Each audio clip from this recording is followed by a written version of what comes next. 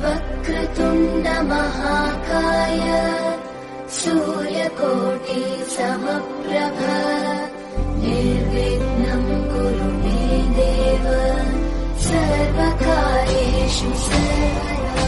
वक्रतुण्ड महाकाय सूर्यकोटि समप्रभ निर्विघ्नं कुरु मे देव सर्वकार्येषु सर्वदा। वक्रतुण्ड महाकाय सूर्यकोटि समप्रभ निर्विघ्नं कुरु मे देव सर्वकार्येषु सर्वदा।